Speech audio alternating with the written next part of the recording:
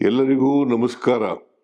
ಸಾಮಾಜಿಕ ನ್ಯಾಯದ ಆದ್ಯ ಹರಿಕಾರ ವಿಶ್ವಗುರು ಬಸವಣ್ಣನವರನ್ನು ಕರ್ನಾಟಕದ ಸಾಂಸ್ಕೃತಿಕ ನಾಯಕನೆಂದು ನಮ್ಮ ಸರ್ಕಾರ 23-24ನೇ ಸಾಲಿನಲ್ಲಿ ಘೋಷಿಸಿದೆ.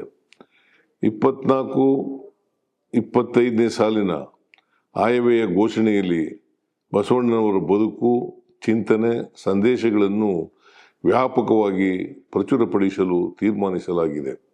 ಈ ಹಿನ್ನೆಲೆಯಲ್ಲಿ ಬಸವಣ್ಣನವರ ಜಯಂತಿಯ ಅಂಗವಾಗಿ ಇದೇ ಏಪ್ರಿಲ್ 29-30ರಂದು ಬಾಗಲಕೋಟೆ ಜಿಲ್ಲೆಯ ಕೂಡಲ ಸಂಗಮದಲ್ಲಿ ಅನುಭವ ಮಂಟಪ ಬಸವಾದಿ ಶರಣರ ವೈಭವ ಕಾರ್ಯಕ್ರಮವನ್ನು ರಾಜ್ಯ ಸರ್ಕಾರ ಹಮ್ಮಿಕೊಂಡಿದೆ.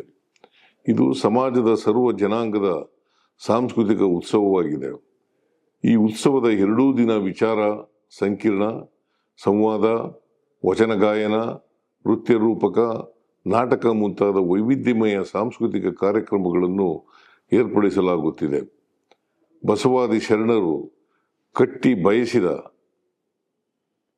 ಸಮಾಜ ನಿರ್ಮಾಣ ಹಾಗೂ ಸರ್ವ ಜನಾಂಗದ ಕಲ್ಯಾಣ, ಕಾಯಕ ನಿಷ್ಠೆ ಮತ್ತು ದುಡಿಮೆಯ ಫಲ ಸರ್ವರಿಗೂ ಸಮನಾಗಿ ವಿತರಣೆಯಾಗಬೇಕು ಎಂಬುದು ನಮ್ಮ ಸರ್ಕಾರದ ಆಶಯವೂ ಆಗಿದೆ.